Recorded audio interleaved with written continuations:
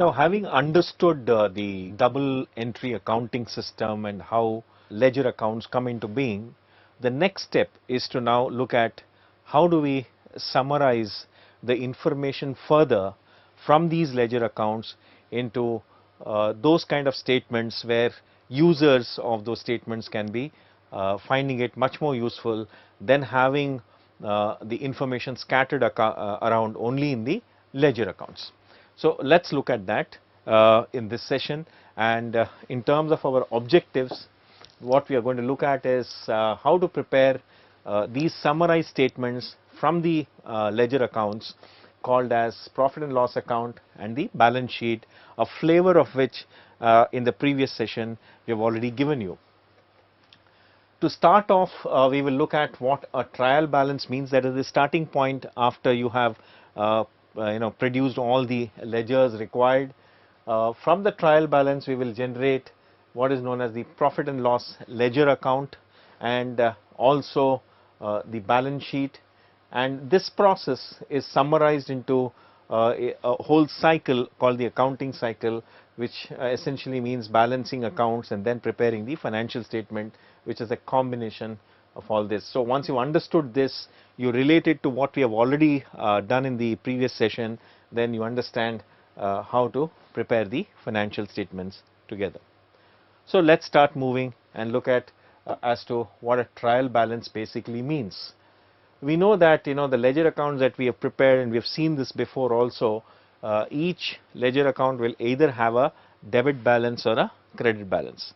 And since it's a double entry system, one account when it's debited, another account as you have identified will be credited, and therefore the balances of debits and credits, if you add together, if you pick up these ledger balances, put them into all the debits together and all the credits together, you should find technically, theoretically, they should match, they should be equal, and that is what the trial balance tries to establish. Essentially, it says that since we are using a double entry system, if I take all the debit and credit balances of available in the ledger at a particular point in time, assuming all transactions have been captured, and then I add them up, I should find that they are equal, and that also flows from the so-called accounting equation that we have already seen. So before I move forward, let me just visit the concept of debit and credit balance in a ledger account.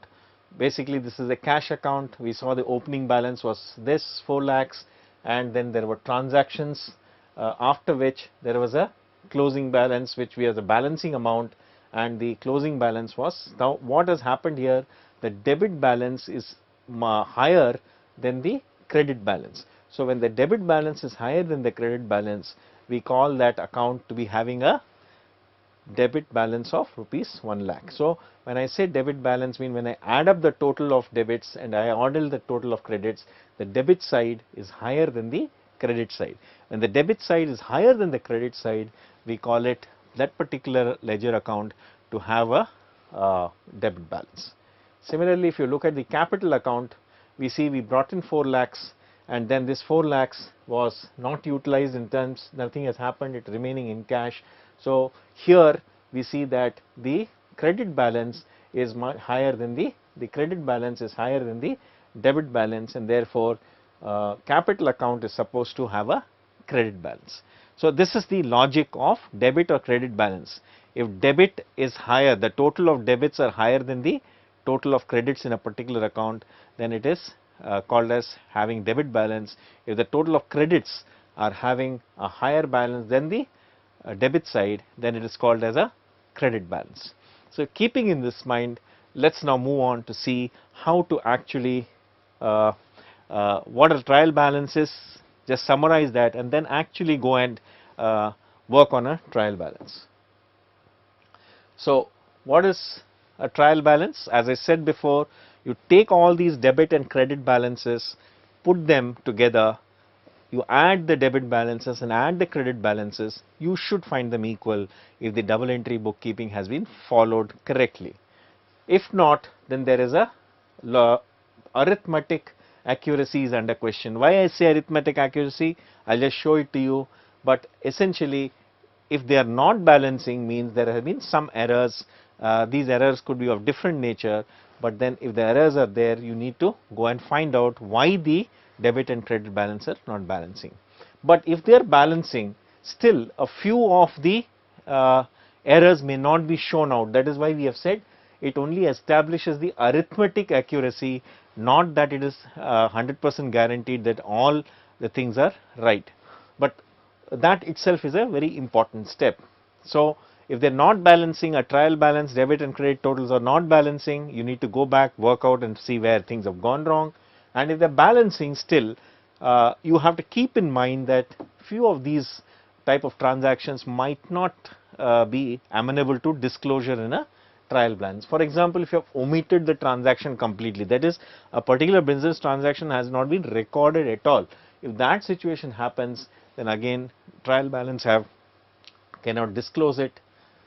A posting or a debit or a credit to the correct side, you have done the correct posting but to wrong accounts, which again will not give you the right picture. Okay. So, that is another. Then there is a compensating error, that is a 1000 rupee error you have done on one side, you have also done on the other side. Since they have compensated each other, the error is not thrown out and trial balance is still balanced. And there are errors of principle. For example, if you have received cash from a debtor, you normally should, what you should do, debit the cash and credit debtor, but you have done the opposite, you have debited the debtors and credited cash. So, if such a thing happens, this balancing will still happen, because but the actual entry is wrong and errors of principle can come in. So, these are things that one has to in practical situations get into and understand and decipher these errors through looking through the accounts.